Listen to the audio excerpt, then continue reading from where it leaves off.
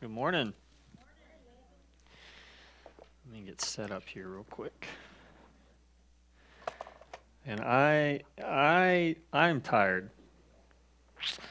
I'm tired.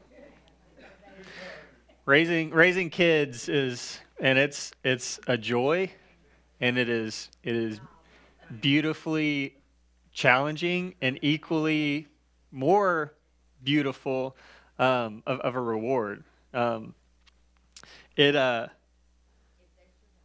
Yeah, well, that's rule number one of parenting. Yeah, keep them alive. Um, I think raising kids just with the season of life that we're in right now with a newborn. It's it's daunting. Raising kids, it's challenging. It's hard. It's a big task. Every parent knows that, and it is. It's a lot to take in, but man, is it good. And I think that's the case with a lot of things in life, right? That I think a lot of the greatest blessings in our life and the greatest gifts that we've been given in our life come after moments of really difficult stuff. Like really hard things often produce something in us that leads us to become greater than what we were before, or better at something than what we were before, or maybe even a better way of saying that is the things that Jesus calls us to that are just wildly unimaginable in our own mind, that they are so difficult, that they are so grand, that they are so whatever that word is in our life, that when Jesus calls us to go and do those things, like shaping the heart of a little child, that it invites us into a place where we can do nothing other than trust Jesus to get us through it. And that invites us into this deep relationship with the Lord, and it is beautiful. Stepping into God's promises, no matter how difficult or how grand or how large they are, how overwhelming it is sometimes, when we step into the promises of God and we do the things that He is asking us to do, it produces a kind of faith and a kind of trust in Jesus that endures, that sustains us moving forward. It can change things. In the words of Jesus, that kind of faith can move mountains. And in the last couple of weeks, we've been walking through the series, Prayers of Faith. Um, every year we do 21 days of prayer and fasting at the beginning of the year, just to kind of set the tone for what for what the year is going to be like. And we started this series off the first day being, or first week, talking about being people who practice the presence, who are people of His presence, and that through prayer and fasting, we kind of focus in on the Spirit that is already at work in our life. We're just more in tune with what God is doing in our lives whenever we fast and we spend time fasting and prayer. And then last week, Vic walked us through what it means to pass the flame, to seek out the next generation, to seek out the people that we are passing down our faith to. And one of the greatest things that I think he said last week was that we are 2 generations away. And man, that is a humbling thing to think about, that it is our responsibility in our partnership with the Lord to share the gospel, to live it out, and to teach and disciple. So today, we're going to finish up this series. It's just 21 days, 3 weeks, so today's the last day of it. But we're talking about possessing the land and what in the world that means for us today. And so I just want to encourage you, before we get into kind of the meat of what we're talking about today, that if you haven't done any fasting so far, that's okay. That's okay, but it's not too late to start. We still have a week left. And I just want to encourage you, just spend the week and fast from something. Spend the week dedicated in prayer every day. Give up some kind of food. I would encourage, just like Vic and Don have encouraged, give up something about food, whether that's sweets, which is difficult, or fasting from a meal once a day, or going without food for the next week, whatever it is, give up something about food. And then also, if you have a device, fast something from your phone. Get off your phone, get off screen time, stop watching YouTube or something for the week, and just fast from whatever that is. Because fasting, it creates a hunger for the Lord. It creates a hunger in our life where we are seeking and we are looking out something in our lives. When we have that constant reminder from our bodies that I'm hungry. And then we tell our flesh, you know what, I'm not going to give you what you're craving because there is something greater you need. That's what fasting is for. And so this is a first note on your note sheets this morning, but a new year, it brings new invitations to draw closer to Jesus. And prayer and fasting, it sets the tone for a new year of seeking after Jesus, seeking after the Lord. That's what these 21 days are all about. And we get to join in, not just with our church, but from churches all over the Foursquare denomination, and even greater than that. There's so many churches that participate in the 21 days of fasting and prayer at the beginning of the year. So I just want to encourage you. It's not too late. Let's jump in and give it this last week together. So, possessing the land. That's what we're talking about today. There's a story in the Hebrew Scriptures in the Old Testament that really captures kind of the idea of what it means to go out and possess the land. It's the story of Joshua, but before we get to Joshua, we're going to talk about Moses, because there's a little bit of backstory that we have to get to before we get to Joshua. In just a little bit, we'll be in Numbers chapter 13, if you want to turn there. But before Numbers 13, we get the story of the Exodus out of Egypt. And so Moses was called. He was led to go and lead the Israelites out of slavery, out of Egypt. And so God sent the 10 plagues. And when he sent these 10 plagues, it was literally a cosmic battle of God waging war against the spiritual forces of Egypt. That's a completely different sermon. But it was literally a cosmic battle where God went in and he said, I am stronger, I am better, I am more powerful, I am the authority, not the Egyptian gods. It was amazing. And the Exodus, it culminates in this moment where the Israelites are fleeing out of Egypt. They've left Egypt. It's after the 10 plagues. They've left. They've started the journey into the wilderness for a little while, and then Pharaoh changes his mind and he pursues them and he backs them up. And it's this moment where in front of the Israelites is an impassable sea. They can't cross it. Behind the Israelites is an army ready to kill them. And that's where they're stuck at. And the scriptures are really amazing, because what it tells us is that the Spirit and the Lord that had been leading them through the wilderness to get to that sea, to get to that place, moves and stands in between them and the army. It is the Lord that is standing in between and protecting them, while at the same time his Spirit blows across the waters of the sea, splits the sea, and they begin walking across on dry land. It's an amazing moment. It's a moment in the Israelites' lives that they tell and retell over and over and over and over again. It is seen, that moment is retold in different ways throughout not just the Old Testament, but it is woven into the narrative of the New Testament all over the place. Because it is such an important and impactful moment in the lives of the Israelites, where they were at their last end. I mean, this was the end for them, and the Lord stepped in and saved them. It was a pretty big deal for Israel. Pretty big deal. And they forgot about it so fast. So fast.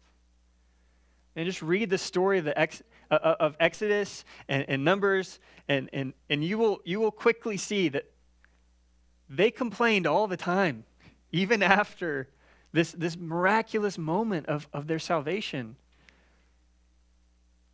Because even though God had rescued them out of Egypt, he had freed them from Egypt, they were no longer slaves to the Egyptians.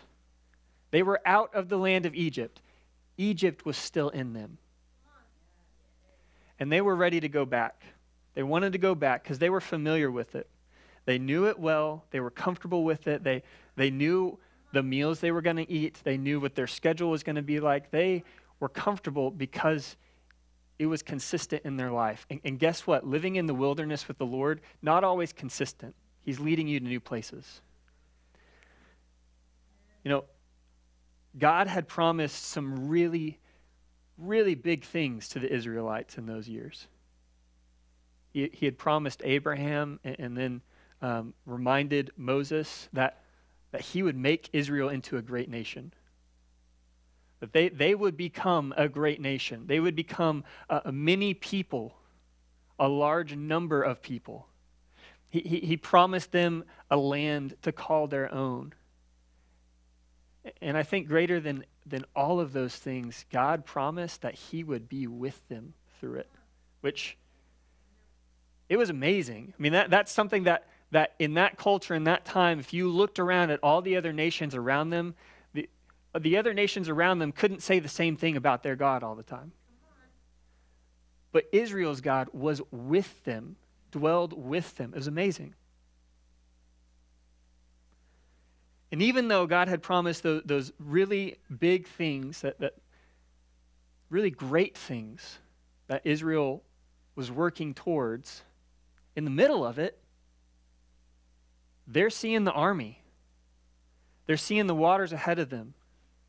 They're feeling the hunger in their stomach as they're walking miles and miles through the wilderness. They're feeling the uncertainty of how far are we walking? When are we going to get there? What food are we going to eat?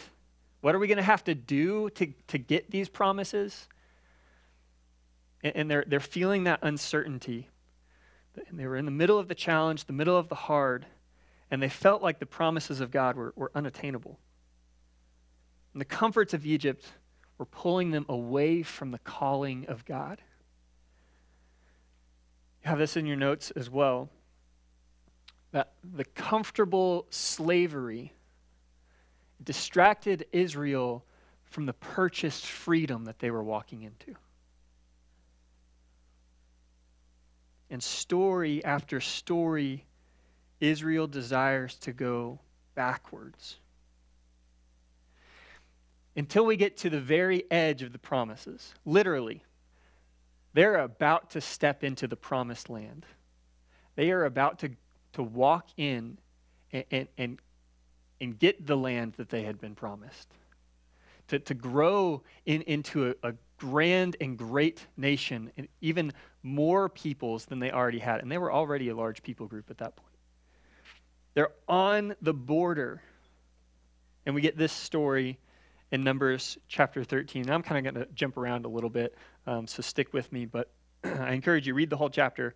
Just for time's sake, I'm going to jump around a little bit.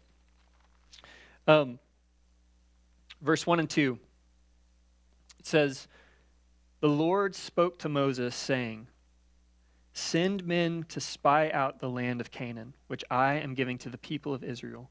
From each tribe of their fathers you shall send a man, every one a chief among them.'" Okay, so this is the instruction of the Lord to Moses. The Lord speaking to Moses. He's saying, go out, send spies. Now we zoom in on Moses. Moses sent them to spy out the land of Canaan and said to them, "Go up into the Negev and go into the hill country and see what the land is, and whether the people who dwell there, who dwell in it, are strong or weak, whether they are few or many, and whether the land that they dwell in is good or bad, and whether the cities they dwell in are camps or strongholds, and whether the land is rich or poor, and whether there are trees in it or not. Be of good courage and bring some of the fruit of the land." Now the time was the season for ripe grapes. Verse 25, "And at the end of the 40 days they returned from spying out the land. And they came to Moses and Aaron and to all the congregation of the people of Israel in the wilderness of Paran at Kadesh. They brought back word to them and to all the congregation and showed them the fruit of the land. And they told him, we came to the land to which you sent us. It flows with milk and honey, and this is the fruit. However, the people who dwell in the land are strong, and the cities are fortified and very large. And besides, we saw the descendants of Anak there. The Amalekites dwell in the land of the Negev. The Hittites, the Jebusites, and the Amorites dwell in the hill country, and the Canaanites dwell by the sea and along the Jordan.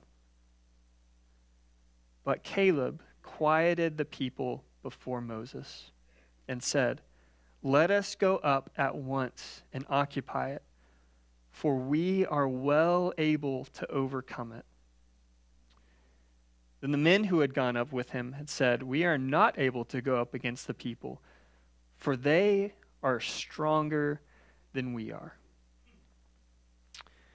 And that's the story. They're on the edge of the promised land, the edge of the promises of God. And Caleb, and elsewhere in the story, we find that Joshua's with him. Joshua and Caleb are two of the 12 spies that say, you know what, we should go in. We should go in and take this land. And I want you to really think about this moment, because they're standing at the border of stepping into what God has sent them to go out and find, to go out and step into what God has promised. It was a beautiful land. It was rich and prosperous. I didn't read it, but it says that the grapes they brought back were like the grapes we had last week, if you were here. They're massive, okay? Probably even bigger. But the point is that it was rich. The land was a beautiful land. And the Lord had already promised it. The Lord told Moses, and Moses communicated it to the spies, and he said, you will defeat these people.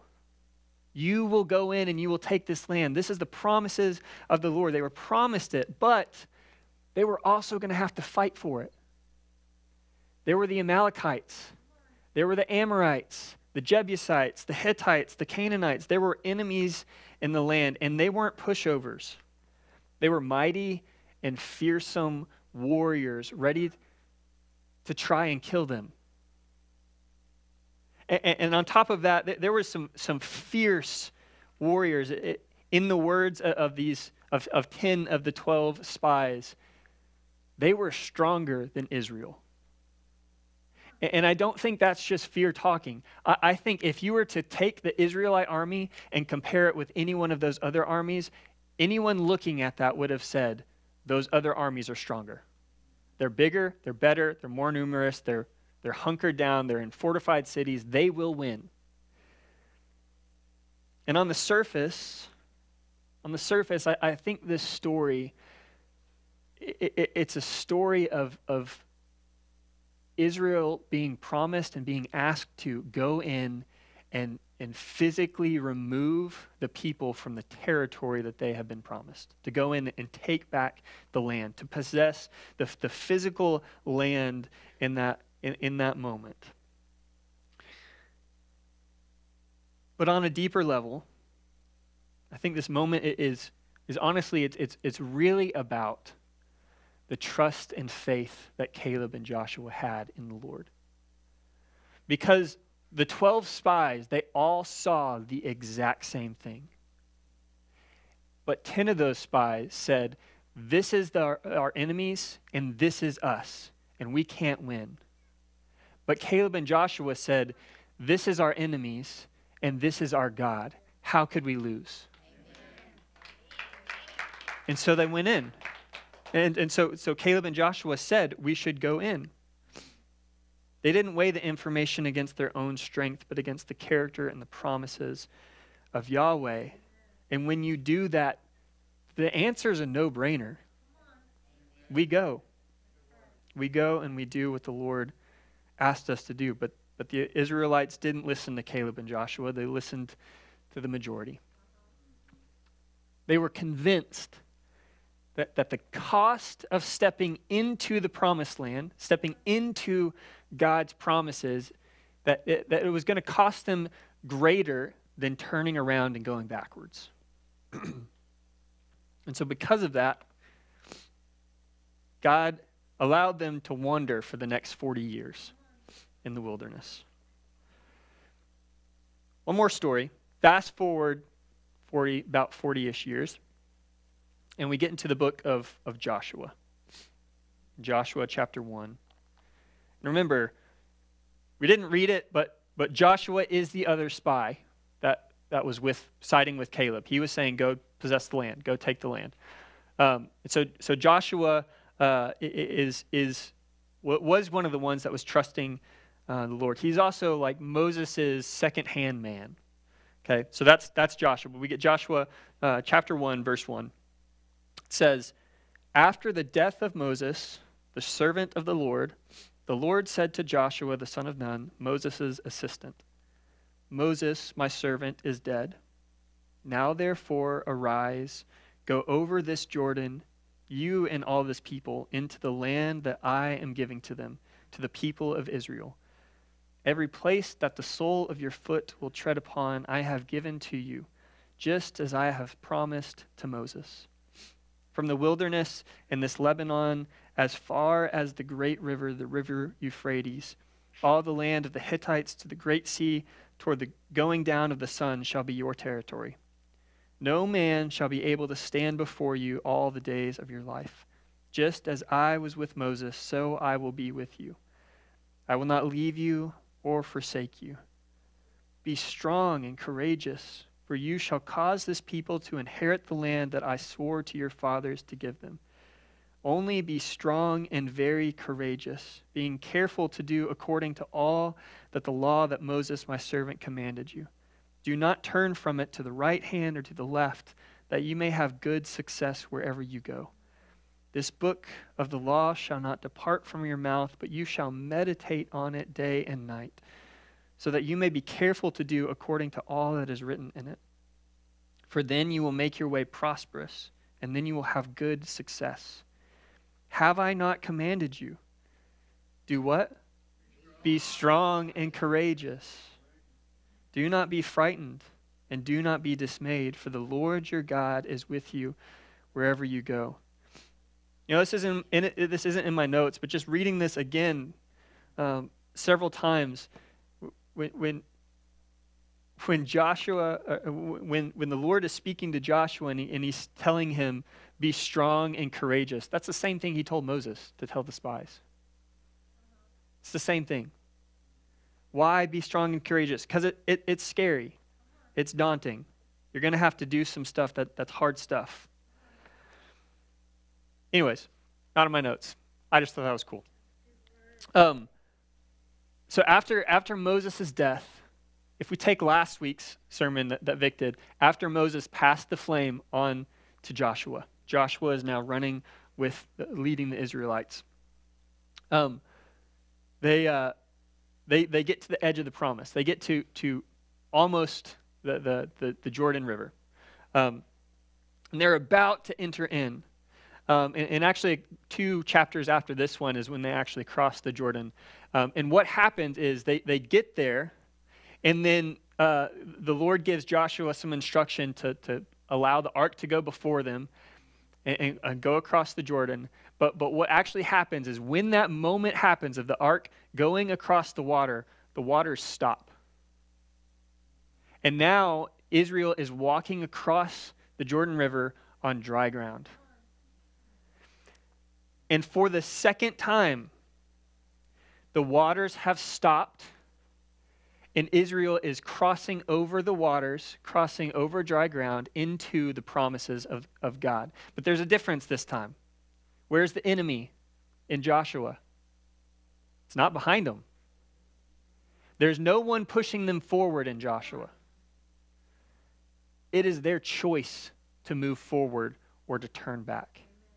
And in Joshua, after a new generation with a new leader, Joshua leads them into the promised land, not running away from their enemies, but facing them head on. They are moving forward. And so when we think about what it means to possess the land, for Joshua and the Israelites, possessing the land, it meant preparing for war. It meant going in to a fight that you knew was coming. It meant grabbing a weapon, facing death, trusting that God was somehow going to provide a way to win it. It meant taking away land from the Amalekites and the Hittites and the Jebusites and the Amorites and the Canaanites, claiming it for themselves. And it meant establishing a new border and a new nation and a new territory that was God's territory. Now, I'm going to go out on a limb here and say that I think we have a slightly different context today. That I don't think Jesus is leading us to go grab our ARs, load them up, and walk down Main Street next week. I am sure. That is one thing I am sure of.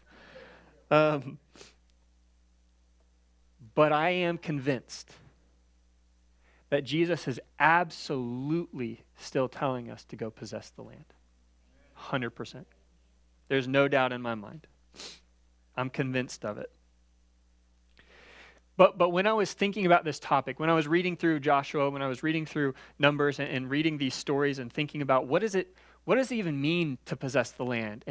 And for them, it is such a wildly different context. How do we even bring that into our context? What does it mean for us to go in and possess the land? I think that's one of the first things we should think about because it is such a wildly different context between us and Joshua.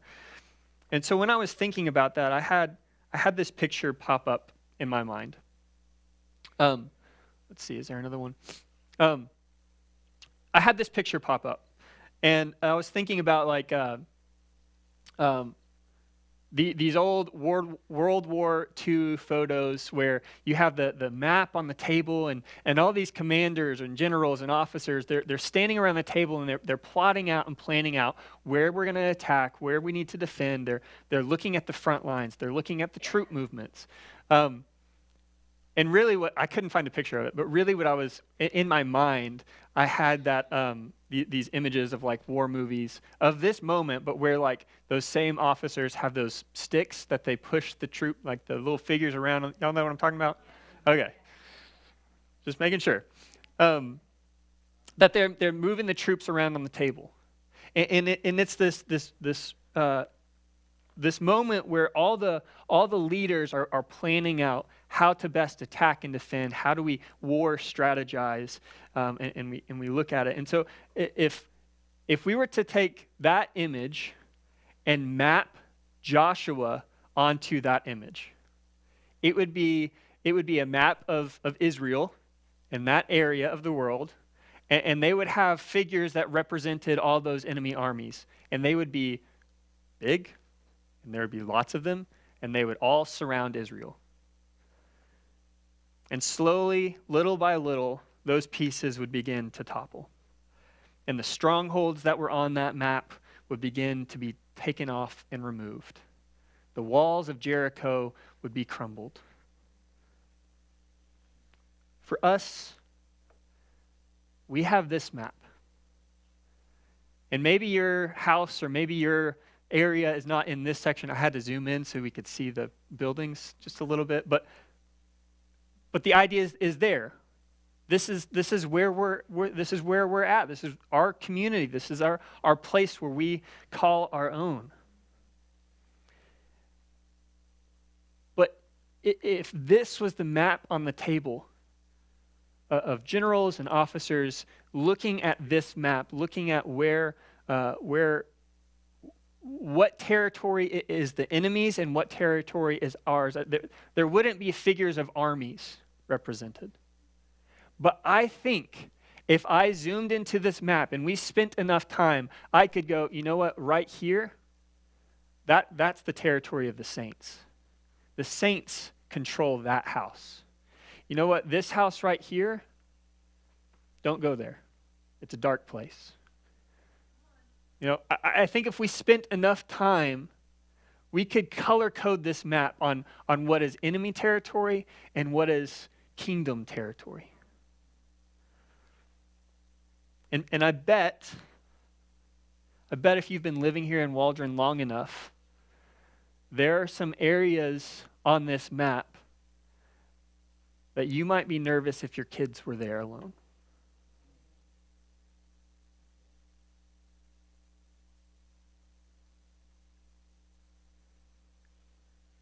You know,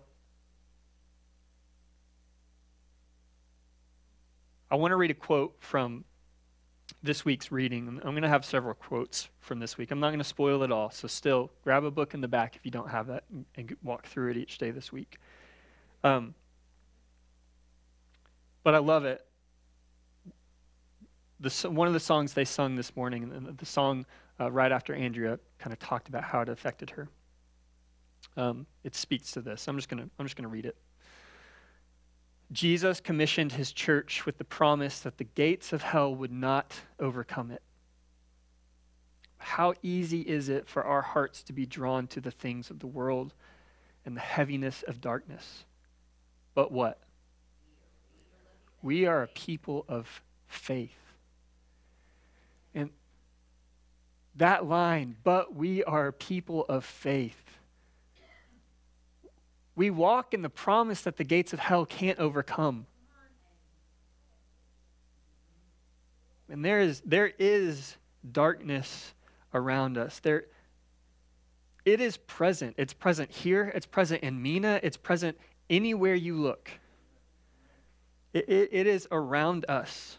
And there are homes in Waldron that are dark. There are back roads in Waldron that are dark.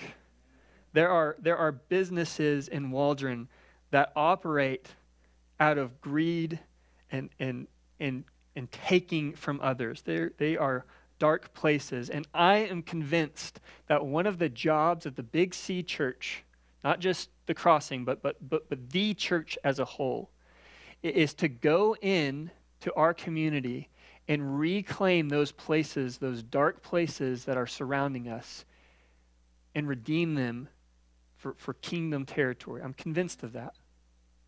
And in fact, I think one of the grand promises that Jesus has given us is that work has started and it will continue until it is completed in the new earth. Now, when we look forward all the way to the new earth, that there will not be a place that is not kingdom territory. And so if that's the future, that there is no darkness left, and we look around at where we're at right now, what happens in between that is Jesus partnering with the church. And Jesus says this in one of his prayers, "Your kingdom come, your will be done on earth as it is in heaven." It is literally heaven invading earth. That the physical places on that map of Waldron will one day be places for the saints, not for the enemy. That territory, it will be taken back. And part of how heaven and earth comes down is Jesus partnering with the church and partnering with his people. Jesus will transform the land. He will move households from hopelessness into following Jesus. He will move students at schools to pray and lead other students to hear the gospel. And businesses will be transformed from places of greed to being places of opportunity and growth for people. It will be radically different. And as we look at the war table with Waldron on that map, that it is the job of the church to examine where do we need to go and what do we need to do. And the thing is that, and I think all of us get this when I say it, but the people around this table, they may be pushing little figures around on a map. But what do those little figures represent? People. It's people. And I think all of us have maybe, and I was never in the military, but maybe if you were, you felt this personally, but I think we've seen it in media or movies or things like that enough where there can be a great disconnect between that picture and the people on the ground. Yeah. And I think we as a church at the Crossing, we need to remember that the darkness in our community, those dark places on the map of Waldron, are not just pieces on a map. They're people's lives. That if we want to transform that map of Waldron to be a place where the saints hold territory, then you know what we're going to have to do? Go out and share the gospel with people. And the household transforms from a place of enemy territory into a place for the saints when a father turns to the gospel instead of the hopelessness at the bottom of a bottle.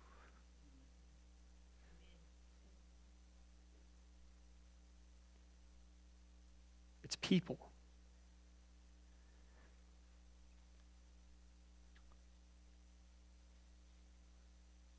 You know, the call to go out and possess the land, it's a call to go out to people. And the reality is, I think if you've ever tried to do this, if you've ever tried to go out and share the gospel with people and evangelize and lead someone from hopelessness to hope in Jesus, it's not quick most of the time, and not all the time. It's not a quick process, and it's not an easy process.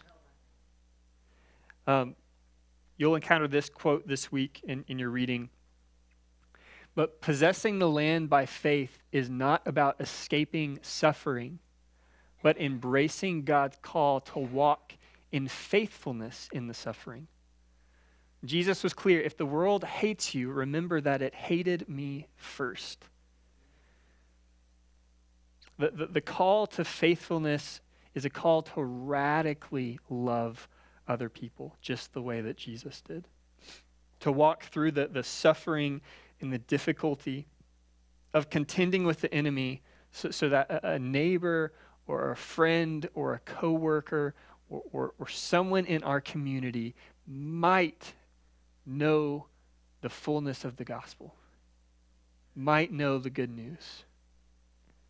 So how do we translate that story of Joshua, that story of going into the promised land and possessing the land into our context? Possessing the land, it means living out the Great Commission. To going out and making disciples, sharing the gospel, teaching, baptizing in the name of the Father and the Son and the Spirit. It's going to the people.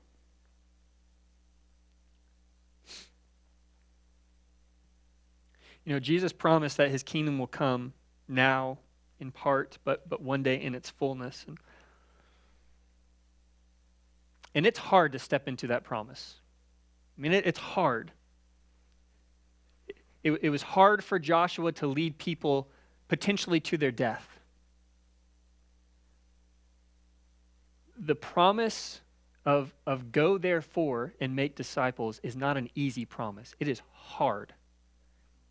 And I don't want to muddy that. I don't want to be unclear. It is a hard thing to do. But some of the most difficult and hard things that we are called to do are some of the biggest blessings and the biggest gifts in our life. It's hard to step outside of your comfort and to seek opportunity to walk with the lost. It's hard to win back territory that is drenched in darkness. It's hard. Schools, homes, gathering places, it's hard. But the promise is that Jesus is with us and that his kingdom is here now. And the good news is that we aren't alone in doing that. Last quote from the reading this week. Faith is not hopeful idealism. That is, it's not just hoping that things will be better. We'd have a lot of that already. And you don't have to be a believer to hope in good things. Faith is not hopeful idealism. It is a reality that is practiced in community with other people. And when we talk about circles here a lot at the Crossing, but possessing the land, going out and living out the Great Commission, it's done in a reality of practiced that is practiced in community. It's done with your circle. It's done with your friends. And when we do that, and we are with our circle, we're with our small group, we're with our people, and we're committing that we are going to walk out into our community and start winning ground, possessing the land for the saints, for the kingdom, for the Lord, and we're promising to do that. What we're doing is we are walking up next to someone and we're saying, you know what? Link arms with me. We're doing this together. And you walk. Thank you. And you walk together. And like a brotherhood and a sisterhood, you choose to do that with the people that you are doing life with. And you encourage one another and you say, you know what? If you fall, I've got you. And when I'm struggling, I need you to pick me up. And when you have that kind of community where saints are locking arms together and you're living in heavenly kingdom here on earth, that you can go out and you can possess the land together. And similar to troops moving on the battlefield, you begin to go and possess the land.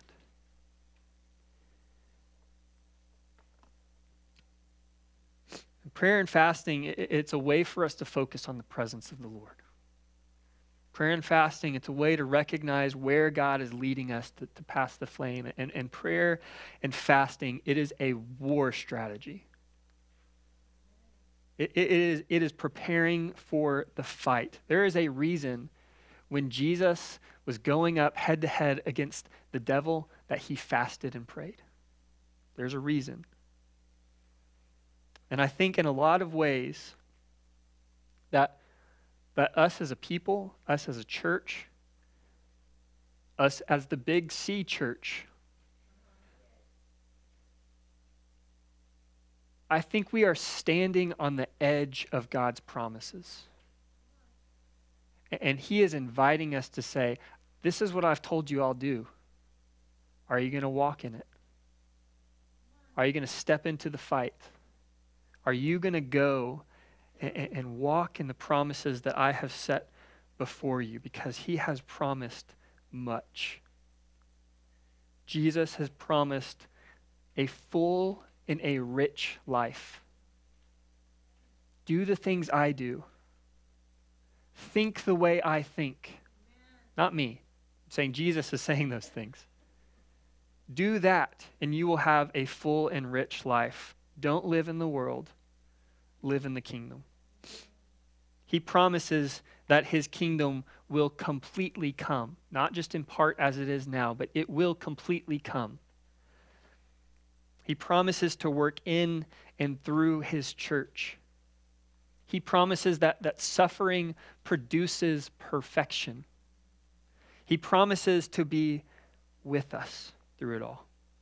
And our job, as we step into the promises of God and we step into the land to possess it and to reclaim away from the enemy what was meant for the Lord, as we go in and we do that, it is our job to trust Jesus that his promises are true. That what he said, he will do, just like we sang this morning. So men, this weekend is Forge. And I just want to say, I know many of you are already signed up, but this weekend, God is inviting you to be sharpened, to be challenged. I mean, he is inviting you to with other men in community, linking arms with other guys, to say, you know what? We're committing to being better husbands, better fathers. We're committing to the fight. We're gonna go and do this thing together, and it is hard and it is very difficult, and we need each other, and we need good teaching that is going to remind us of that, of how to be men, how to be fathers, how to be husbands. We're gonna this weekend there will be times where, and it's building community with other guys, linking arms with other guys, saying, you know what, I've been struggling with this. I need you to pray over me right now. It's going to be a beautiful time, but Forge is not, it is a wonderful time. It is so much fun. It is, if you've been there before, it's a blast. I love it. I look forward to it every year. I think I stay up way too late, drink way too much coffee, and talk about the Bible. Not enough, honestly, but a lot. It's fun. But Forge, it is a time where as a man, you can be shaped into the person that God is calling you to be. It is a place where that is the goal, to be shaped and chiseled and be sharpened like iron sharpens iron. So I cannot encourage you enough. If you're a dude, you need to go to Forge. It can change your life. It really can. And also, I don't want to get too far ahead of ourselves for this year, because we have a lot of exciting things planned for teaching and for content and things like that. Don and Vic and I we're really excited for what this year is going to hold. So I don't want to get too far ahead, but one of the things that we are hoping and asking God to do and to work through the Crossing Waldron is to reach the lost in our community. And our dream is that this church would grow. And not just because numbers are the most important thing, but because people filling the seats is the connection between that war map to boots on the ground, connecting with real lives, connecting with real stories. And so our hope is that as we reach people in our community, as the seats on Sunday morning are filled, it's not just a numbers game, but it is a living reality that people are moving from hopelessness into hope in Jesus. And that's the goal. That's the goal. The promise of the Great Commission is that Jesus partners with us to bring his kingdom here on earth. And it's a big promise, but it's something that we can confidently, and I say this word very carefully, expectantly walk into. It's one of the ways that we can go out and possess the land for the Lord. And that's one of our hopes for this year. And so, I will say now, for many of us, for myself included, it's going to be challenging. And there may be ways that we are pushed in some uncomfortable ways this year. And I say, good. Because we want to be in the fight. So I want to ask this question as we close, just to be thinking about this throughout the week. What land is God asking us to possess? What is he asking us to do? As a church, in my own life? Or what are you asking me to do? Where are you asking me to go? When I was sharing with one of my best friends about what I was teaching on this week, he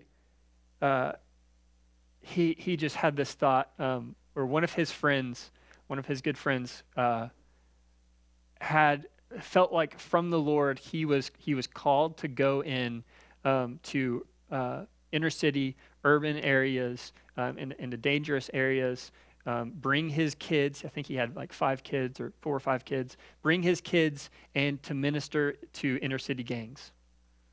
That can be a dangerous place to be. Okay, and one of the things that my friend said, that either this guy quoted or another guy quoted, I can't remember exactly, but he was saying, thank God whenever I went into these dangerous areas that God protected me, because when I became a Christian, I was convinced that I had to go to the most dangerous areas to go and preach the gospel. And thank goodness he protected me through those moments, because I was never called there.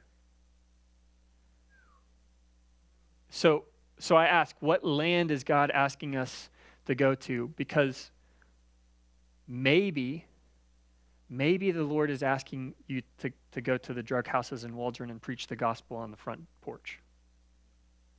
Maybe he's asking you to change your neighborhood, to change the 5 houses around you. Maybe the place you work at is your mission ground. I don't know what that looks like. That is between you and the Lord. And then as we gather as a church and as we think about what God is going to be doing in us and through us, to think about us as a group as well. But just ask and pray and fast and seek the Lord on this answer. What are you asking us to go and do? What land are you asking us to possess? And no matter the answer, no matter what Jesus responds to us with, if there are enemies or giants or strongholds in those places, to walk confidently knowing that the Lord is with us, Jesus is with us, and we can walk in those promises and trust him in it.